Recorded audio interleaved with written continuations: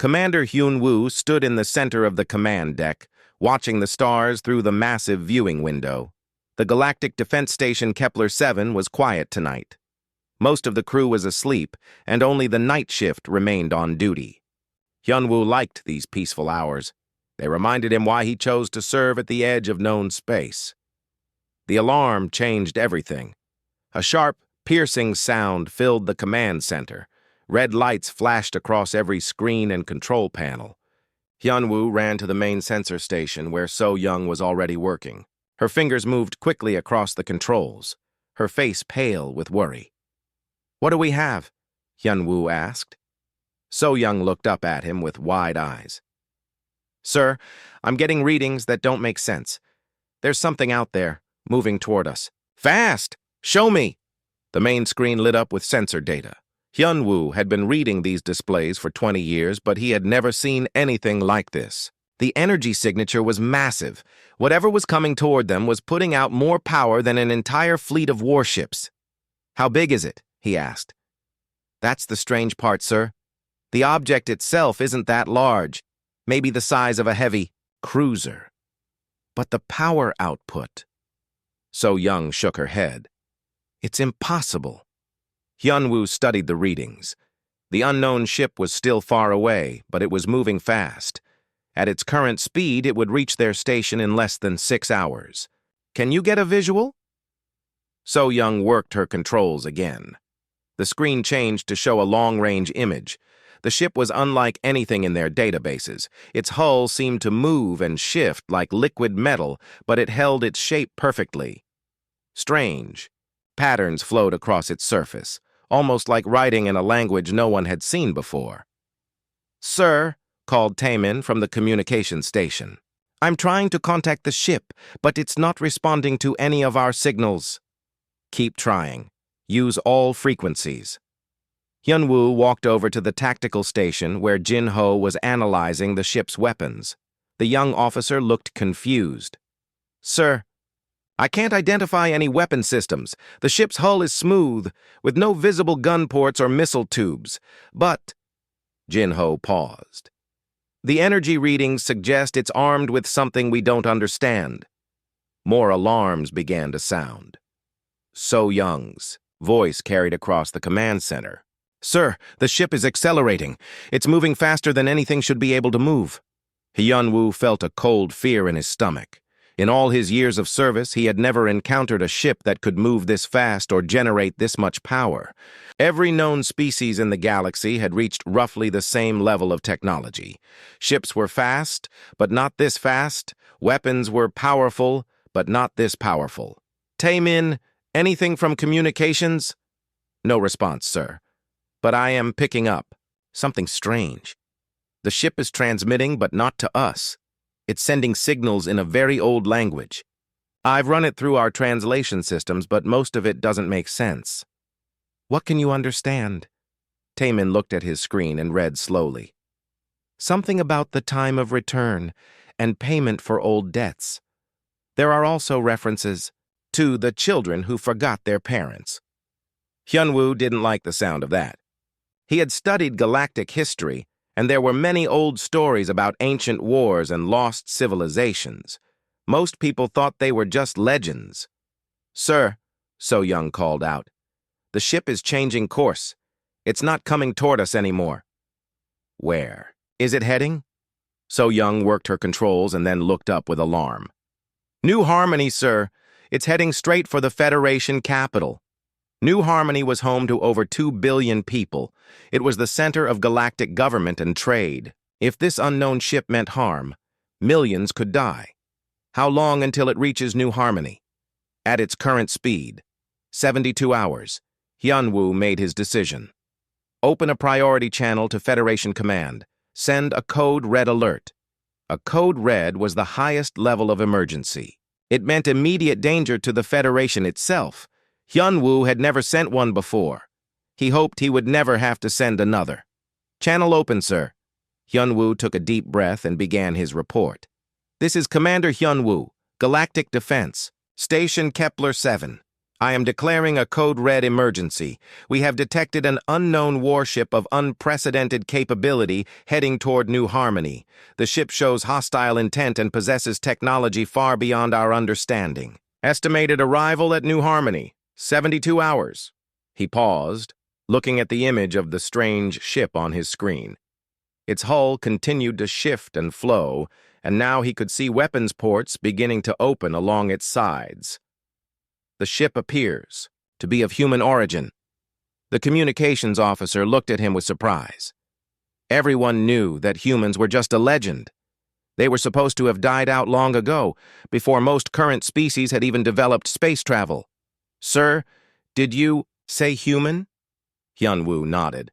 The language patterns match historical records. If the old stories are true, if humans really existed and built the ancient ruins we've found throughout the galaxy, then this ship represents technology that's had thousands of years to develop beyond our understanding. He looked around at his crew. They were all young, born into a peaceful galaxy where the different species worked together in harmony. They had never seen real war, never faced a true threat to their way of life. Continue monitoring the ship, record everything, and send all our data to Federation Command immediately. As the unknown ship disappeared from their sensors, heading toward the heart of galactic civilization, Hyun-woo couldn't shake the feeling that everything was about to change. The peaceful galaxy they had known for so long was about to face its greatest test. The ship's final transmission came through just as it left their sensor range. Taemin translated the ancient words with a trembling voice. The exile is over. The judgment begins. Hyun-woo stared out at the stars and wondered if any of them would still be free 72 hours from now. Admiral Ji-hoon read the code red message for the third time. Each reading made it seem more impossible. A single ship with the power of an entire fleet heading toward New Harmony. Technology beyond anything the Federation had ever seen. And if Commander Hyun-woo was right, it was built by humans. The emergency meeting room was full of the Federation's top leaders. They had arrived quickly when the code red alert went out. Now they sat around the long table, looking at the data from Kepler-7 with expressions of disbelief and fear. "Are we certain about this?" asked General Dong-hyun, the Federation's chief military strategist. "Could the sensors be wrong?" Intelligence Officer Yoon-ji stood up and activated the main display. "I've checked the readings 3 times. The energy signature is real, the ship is real, and the technology," she paused, "it's at least 1,000 years ahead of anything we have." "What about the human connection?" asked Minister Mi-young, head of the diplomatic corps. "Humans are just stories, ancient legends."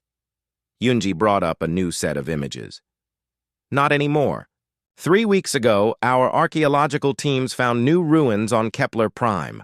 The writing is the same as what the ship was transmitting, and we've found something else." The display showed ancient star maps carved in stone. These maps show the galaxy as it was 50,000 years ago. Every world that currently supports intelligent life is marked on these maps. Every single one. The room fell silent. The implications were staggering. Admiral Ji-hoon leaned forward. "You're saying humans mapped the entire galaxy before any of our species even developed spaceflight?" "That's exactly what I'm saying. And there's more." Yoon-ji changed the display again. "The ruins aren't just on Kepler Prime.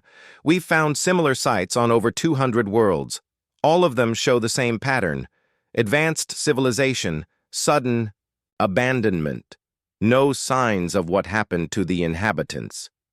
"How sudden?" asked Dong-hyun.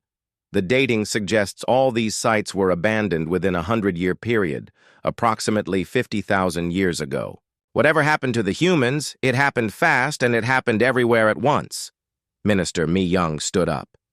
"Even if this is all true, even if humans really existed and built these ruins, that doesn't mean this ship is hostile. Maybe they're trying to make contact. Maybe they want peace." The ship ignored all communication attempts, Admiral Ji-hoon reminded her, "and its course takes it directly to our capital world." That could be because they want to speak with our government directly. General Dong Hyun shook his head. Minister, with respect, that ship could destroy our entire fleet. If they wanted to talk, they would talk. The fact that they're not talking means they're not here for conversation. The argument continued for an hour. The diplomatic corps wanted to keep trying peaceful contact. The military wanted to prepare for war. Admiral Ji-hoon listened to both sides, but his mind was already made up. We'll do both, he finally said. General Dong-hyun, assemble the Grand Fleet, every available ship, every available crew. I want them ready to intercept this human vessel before it reaches New Harmony. Yes, sir. How many ships are we talking about? All of them. Every warship the Federation has. Dong-hyun's eyes widened. Sir, that's over 800 vessels.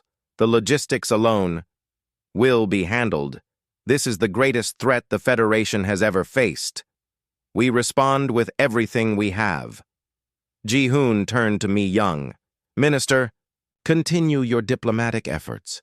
Try every communication method we know. If these humans will talk, I want them talking. And if they won't talk, then we'll be ready for whatever comes next. The meeting broke up quickly. Everyone had work to do. As the room emptied, Yoonji approached the Admiral with a tablet in her hands. Sir, there's something else you should see. We've been analyzing the ship's scan patterns as it moves through space. What kind of scan patterns? It's cataloging everything. Population centers, defense installations, fleet positions, industrial capacity. This isn't random movement, sir. This ship is conducting a complete intelligence assessment of our entire civilization. Admiral Ji-hoon felt his blood turn cold. It's planning an invasion. That's what it looks like. And, sir, based on the scanning patterns, whoever is controlling that ship already knows more about our defenses than most of our own commanders do. 3 hours later, the Grand Fleet began to assemble. Ships arrived from every corner of Federation space, cruisers, destroyers, carriers, and the massive dreadnoughts that were the pride of the Federation Navy. By the time the last ship arrived, there were 847 vessels floating in formation near New Harmony. Admiral Ji-hoon stood on the bridge of his flagship, the Unity's Dream. Around him, his crew worked at their stations, preparing for the battle of their lives. At the tactical station, Lieutenant Hye-jin was coordinating with the other ships in the fleet. All vessels report ready, sir, she said. Any word from the diplomatic corps? No response from the human ship, sir. It continues on course toward New Harmony. Estimated arrival in 18 hours. Ji-hoon looked out at his fleet. 847 of the most advanced warships in the galaxy. Surely that would be enough to stop one ship, no matter how advanced it was. But as he watched, new sensor data came in. The human ship was no longer alone. Smaller vessels were detaching from its hull, spreading out in a defensive formation, and those smaller ships were each as large as Federation cruisers. Sir, called Hye-jin, the human vessel is deploying escort ships. I count 12 of them. 12 ships against 800. I'll take those odds. Sir, you should see this. The main screen changed to show a close-up view of the human fleet. The ships were sleek and deadly-looking, with weapons that seemed to be grown rather than built. And as they watched, the ships began to change, their hulls shifting and adapting, like living things. What are we looking at? Ji-hoon asked. I don't know, sir. The ships appear to be alive somehow. They're adapting their configurations in real time. A new message came through from the communications station. Sir, we're receiving a transmission from the lead human vessel. Put it on screen. The display changed to show a human face. The man looked middle-aged, with scars across his cheek and cold, calculating eyes. When he spoke, his voice carried the weight of centuries. Federation vessels, I am Commander Kang-min of the human ship Retribution. You are in violation of ancient territorial claims. Withdraw immediately or face the consequences. The transmission ended before anyone could respond. Admiral Ji-hoon looked around his bridge. Well, at least now we know they can talk. Orders, sir? Ji-hoon studied the tactical display. 13 human ships against his fleet of 847. The odds still seemed good, but something about those shifting living hulls made him nervous. Signal. The fleet. We hold position and try diplomacy one more time, but everyone stays ready to fight. The die was cast. In less than 18 hours, the Federation would learn whether humanity had returned as friends or as conquerors. Captain Jae-sung stood on the bridge of his destroyer, the Swift Justice, as the Federation fleet moved into intercept formation. Around him, 800 ships spread out in a massive battle line that stretched across space for thousands of kilometers. It was the largest military formation in galactic history. Distance to human vessels? He asked. 2 million kilometers and closing, reported his navigation officer. They're maintaining course and speed directly toward New Harmony. On the main tactical display, the 13 human ships looked tiny compared to the Federation fleet. But Jae-sung had read the sensor reports. Each of those ships was putting out more energy than anything the Federation had ever built. Lieutenant Hyejin at the tactical station was coordinating targeting data with the other ships in the fleet. Sir, we have firing solutions on all human vessels. Combined firepower from the fleet should be enough to disable them without destroying them completely. Let's hope it doesn't come to that, Jae-sung said. But even as he spoke, he could see weapon ports opening along the hulls of the human ships. Whatever those weapons were, they didn't look like anything in Federation databases. The communication from Admiral Ji-hoon came through on the command frequency. All ships, this is Unity's dream. We will attempt one final diplomatic contact. All vessels maintain ready status, but do not fire unless fired upon. Jae-sung watched as the Admiral's flagship sent another message toward the human fleet. This time they received an immediate response. Federation fleet, this is Commander Kang-min. You have 30 seconds to withdraw from this system. This is your only warning. Admiral Ji-hoon's voice came through clearly on the open channel. Commander, Kang-min, I am Admiral Ji-hoon of the Galactic Federation. We request immediate diplomatic contact to resolve this situation peacefully. The human commander appeared on screens throughout the fleet. His face was weathered and scarred, but his eyes burned with an intensity that made Jae-sung uncomfortable. When Kang-min spoke, his words carried the weight of ancient anger. Admiral, your species and your allies have inhabited worlds that belong to us. You have built your civilization on the remains of ours. For 50,000 years we have watched from the darkness as you spread across our galaxy. Our galaxy? Admiral Ji-hoon asked. Commander, these worlds have been inhabited by our species for thousands of generations. Kang-min's laugh was cold and bitter. Your generations are brief, Admiral. We remember when your worlds were empty rocks. We remember seeding them with life. We remember teaching your ancestors to use tools and fire. On the Swift Justice, Dr. Yu Jin, the ship's xenobiologist, was analyzing the transmission data. She looked up at Captain Jae-sung with wide eyes. Sir, the linguistic patterns match the ancient ruins perfectly. If he's telling the truth, then what? Then every species in the Federation owes its existence to humanity. They created us. The implications were staggering. Jae-sung had studied galactic history, but like everyone else, he had assumed the different species had evolved naturally on their homeworlds. The idea that humans had seeded the galaxy with life was beyond comprehension. Commander Kang-min continued his transmission. We guided your evolution. We taught you language and mathematics. We helped you reach for the stars. And how did you repay us? The display changed to show ancient star charts and battle recordings. You united against us. Every species we had helped, every civilization we had nurtured, turned their weapons on their creators. You called it liberation. We called it betrayal. Admiral Ji-hoon's voice was steady, but Jae-sung could hear the strain. Commander, if what you say is true, then we apologize for ancient wrongs. But that was 50,000 years ago. The current, Population of the galaxy had nothing to do with those events. Didn't they? Kang Min's image leaned forward. You still live on our worlds. You still use technology we taught you. You still benefit from the civilization we built. The debt remains unpaid. What debt? What do you want from us? Kang Min's smile was terrifying. Justice, Admiral. Pure and simple justice. The transmission ended abruptly. Immediately, the human ships began to change. Their hulls flowed like liquid metal, reconfiguring into new shapes.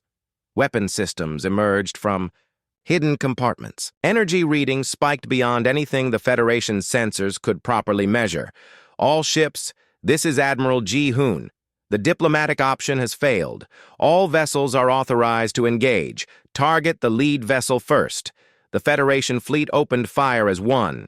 847 ships unleashed their full firepower simultaneously. Plasma beams, quantum torpedoes, and particle cannons all converged on the human flagship. The combined attack could have destroyed an entire planet. The weapons struck the human ship's hull and simply disappeared. No explosions, no damage, no effect at all. The energy was absorbed into the ship's structure and converted into additional power for its own systems. Direct hit on target, reported Hyejin. No damage detected. Impossible, Jae-sung muttered. Nothing can absorb that much firepower. The human ship's response was swift and devastating. A single beam of crimson energy lanced out from its bow. The beam struck the Federation dreadnought Galactic Pride and cut through its shields and armor, like they weren't there. The massive ship, home to 12,000 crew members, simply ceased to exist, but the energy beam didn't stop there. It continued past the destroyed dreadnought and struck the small moon of Kepler-8, 20 million kilometers away. The moon cracked apart like an egg, its pieces spinning away into space. Silence filled the communication channels. No one could believe what they had just witnessed. A single shot had destroyed one of the Federation's most powerful warships and a celestial body. Sir, whispered Ensign Sung-ho at the sensor station. That beam traveled 20 million kilometers without losing power, and it destroyed a moon. Captain Jae-sung stared at the empty space where the Galactic Pride had been. 12,000 people gone in an instant, and the human ship hadn't even seemed to strain itself. Commander Kang Min's voice filled the communication channels again. That was our weakest weapon, Admiral. We have spent 50,000 years preparing for this moment. We have evolved beyond your comprehension. As if to prove his point, the human ships began to transform again. Sections of their hulls unfolded, like mechanical flowers, revealing weapons systems that defied understanding. Gravity manipulation devices that could crush ships into singularities, matter converters that could turn enemy vessels into raw materials, defensive fields that made the ships phase in and out of reality. We could destroy your entire fleet in minutes, Kang Min continued. But that would be wasteful. We prefer efficiency.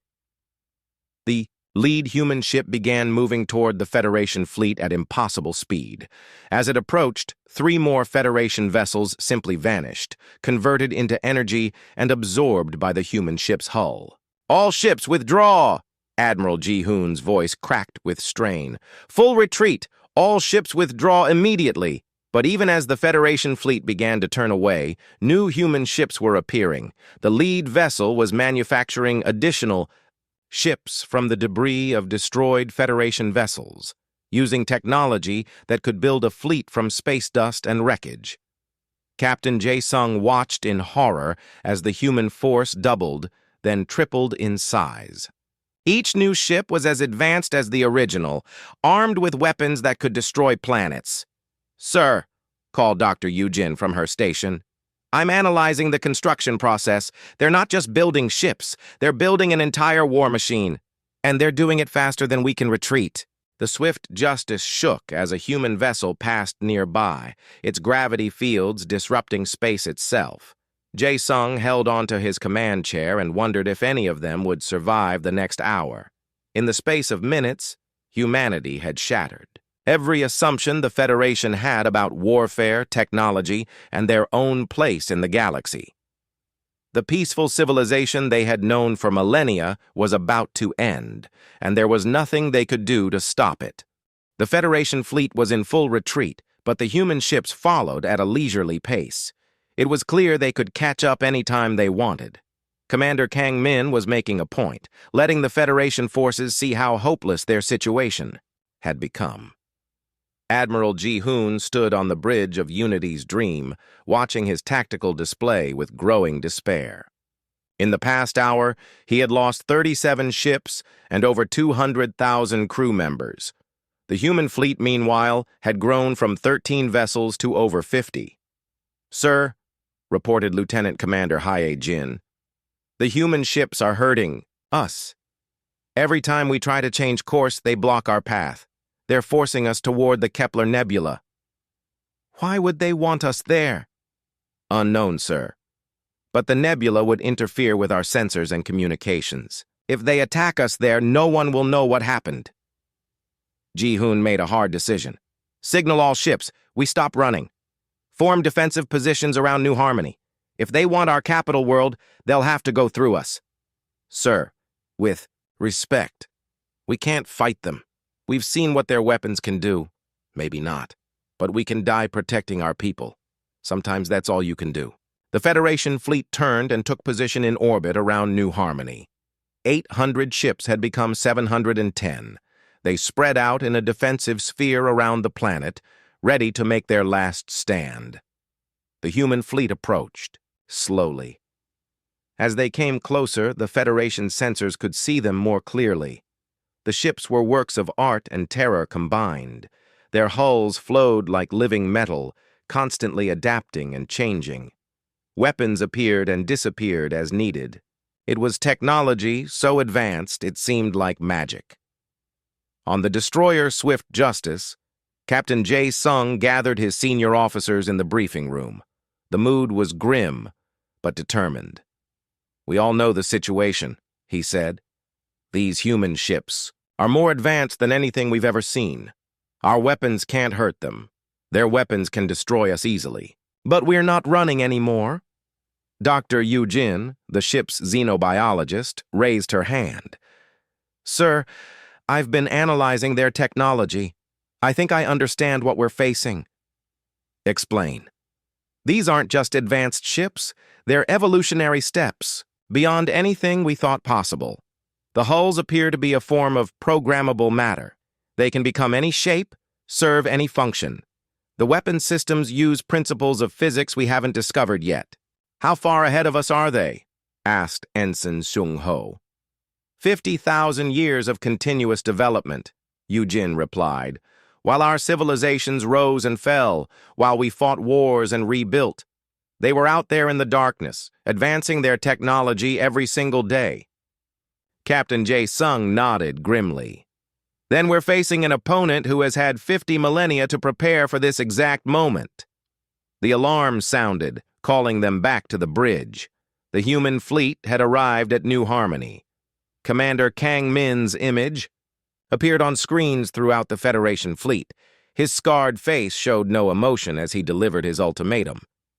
"Federation forces, you have one final chance to surrender. Lay down your weapons and evacuate your ships. You will be allowed to return to your homeworlds unharmed." Admiral Ji-hoon responded immediately. "Commander, we cannot abandon our capital world. If you want New Harmony, you'll have to take it by force." "Very well. Consider this a demonstration of our capabilities." The lead human ship, the Retribution, moved toward the Federation defensive line. As it approached, its hull began to shift and change. New weapon systems emerged. Unlike anything in the Federation databases, the first weapon activated without warning. A beam of purple energy struck the Federation cruiser Harmony's light, but instead of destroying the ship, the beam seemed to freeze it in place. The cruiser hung motionless in space, its crew trapped in a bubble of altered time. "What just happened?" demanded Admiral Ji-hoon. "Sir, the Harmony's light is caught in some kind of temporal field. Time is moving differently inside the field. From their perspective, The rest of the universe is moving incredibly fast. The second weapon was even more terrifying. A sphere of absolute darkness expanded from the human ship, engulfing 3 Federation destroyers. When the darkness cleared, the ships were gone. Not destroyed, not vaporized, simply gone, as if they had never existed. "Where did they go?" asked Haye-Jin. "I don't know," replied the sensor officer. "They're not reading as destroyed. They're not reading as anything. It's like they were erased from reality." The third weapon defied all understanding. A wave of energy passed through the Federation fleet harmlessly, but when it reached the asteroid field beyond New Harmony, something impossible happened. The asteroids began to come together, reshaping themselves into new human warships.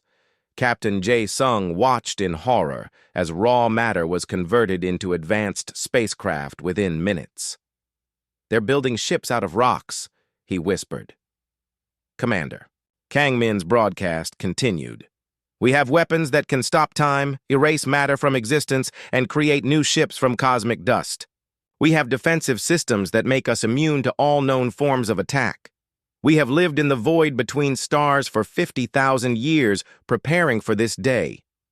As if to prove his point, the human ships demonstrated their defensive capabilities. Federation vessels fired everything they had: plasma cannons, quantum torpedoes, gravity bombs. Every weapon simply vanished when it touched the human ship's hulls, converted into harmless energy, and absorbed. "But we also have weapons of mercy." Kang Min continued. A golden beam shot out from the Retribution and struck the Federation hospital ship Gentle Healer. Instead of destroying it, the beam seemed to repair and upgrade the vessel. Its hull became stronger, its medical equipment more advanced, its engines more efficient. "Your wounded are healed," Kang Min announced. "Your ship is now more advanced than anything in your fleet. This is what we offer to those who cooperate." The message was clear. Resistance would be met with incomprehensible force. Cooperation would be rewarded with technological advancement beyond imagination. On the Swift Justice, Dr. Yujin was analyzing the data from the human demonstrations. "Sir, these aren't just weapons. They're applications of science we don't even have names for. Time manipulation, matter erasure, reality reconstruction. They're operating on a level of physics that makes our technology look like stone tools." Captain Jae-sung stared at the tactical display, where human ships now outnumbered the Federation fleet 3-1. Each human vessel was a masterpiece of technology that represented millennia of advancement. They could create ships, upgrade ships, destroy ships, or simply make them disappear. "Sir," called Ensign Sung-ho, "I'm reading massive energy buildups across the human fleet. Whatever they're planning to do next, it's going to be big." Commander Kang Min's final message was brief and terrifying. "Admiral Ji-hoon, you have seen what we can do. We can destroy your fleet, upgrade your fleet, or simply make your fleet cease to exist. The choice is yours. Surrender now, or face the consequences of continued resistance." The communication ended, leaving the Federation fleet in stunned silence. They had been shown weapons that could rewrite the laws of physics, defenses that made them untouchable, and manufacturing capabilities that could build fleets from empty space. Admiral Ji-hoon looked around his bridge at the faces of his crew. They were brave, dedicated people who had sworn to protect the Federation. But they were also facing an enemy that had spent 50,000 years becoming gods of war. The next decision would determine whether the Federation survived the next hour or simply became another footnote in humanity's long march back to reclaim their galaxy. Admiral Ji-hoon stared at the tactical display for a long moment. 700 Federation ships surrounded New Harmony, facing over 50 human vessels that could erase them from existence with ease. It was the hardest decision of his military career, but there was really no choice at all. "All ships, this is Admiral Ji-hoon. Stand down. All vessels power down weapons and raise surrender flags." The order went out across the fleet. One by one, the Federation warships lowered their shields and powered down their weapons. It was a moment of shame and relief combined.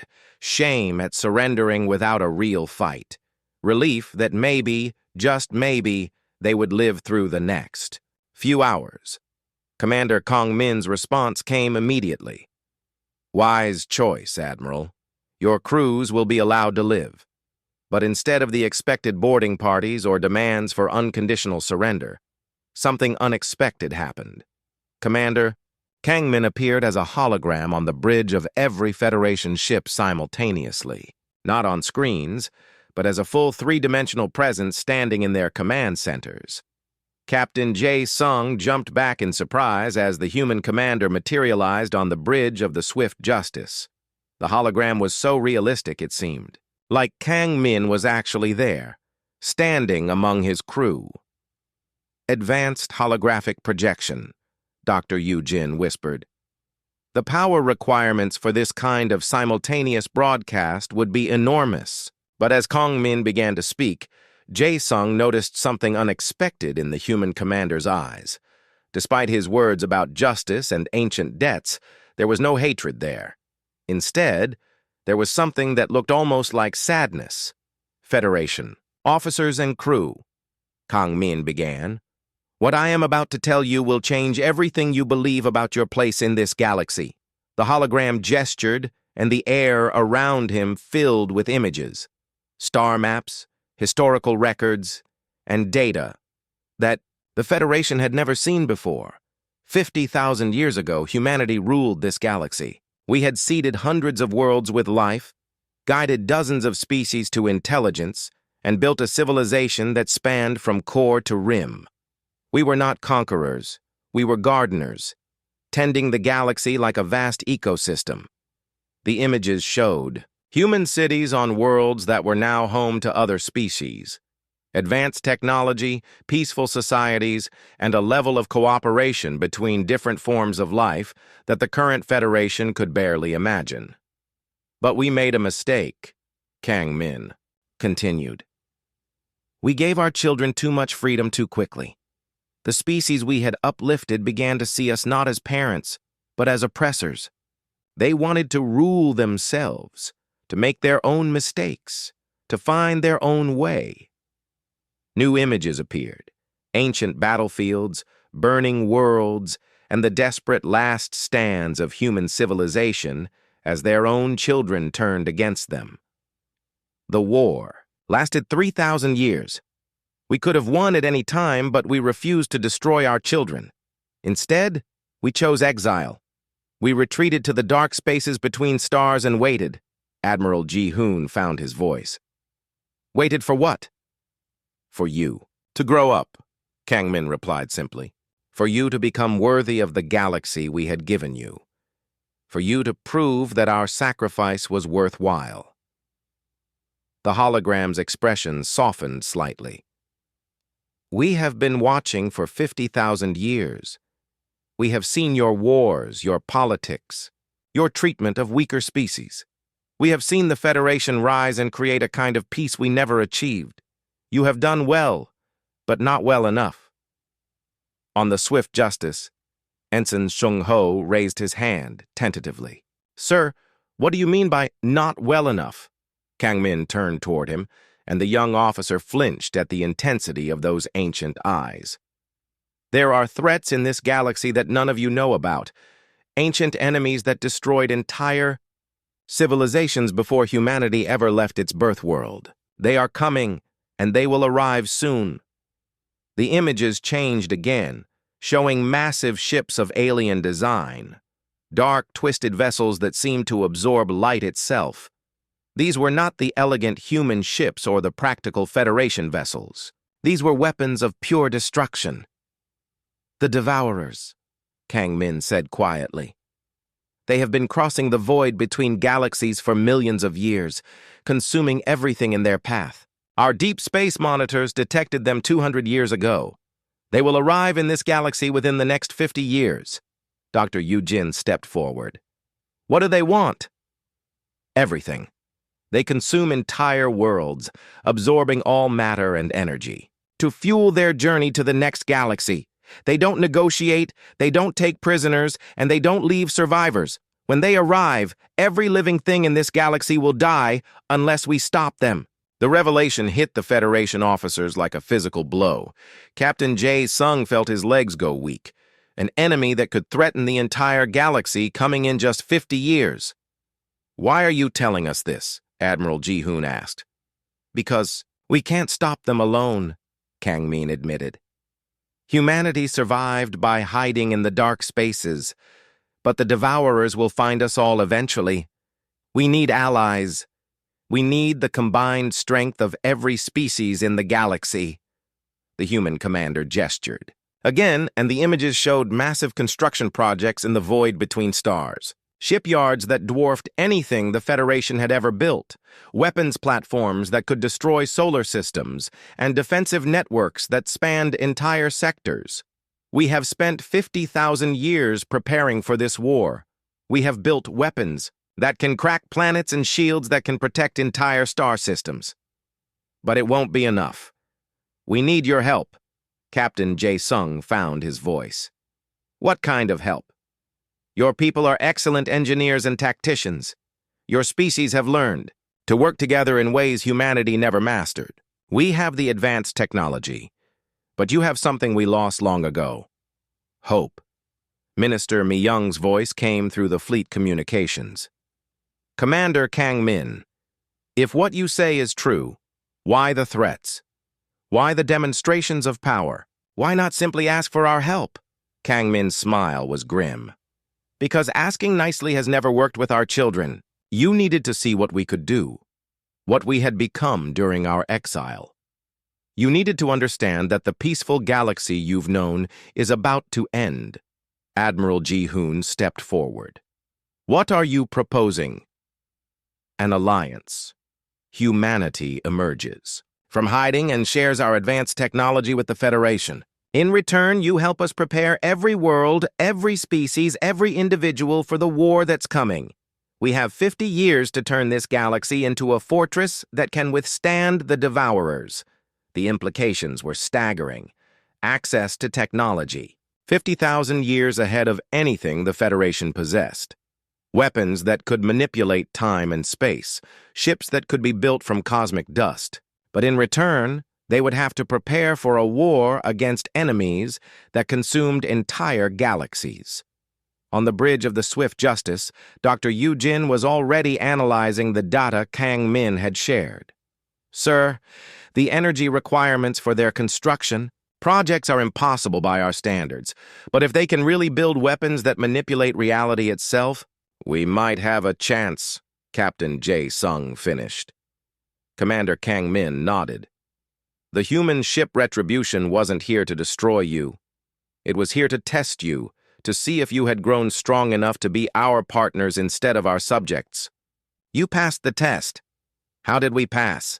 asked Admiral Ji-hoon. "You were willing to die defending your people. You chose courage over surrender, even when you knew you couldn't win. That's the spirit we need for the war ahead." The hologram began to fade as Kang Min prepared to end the transmission. "Admiral, you have 24 hours to consider our offer.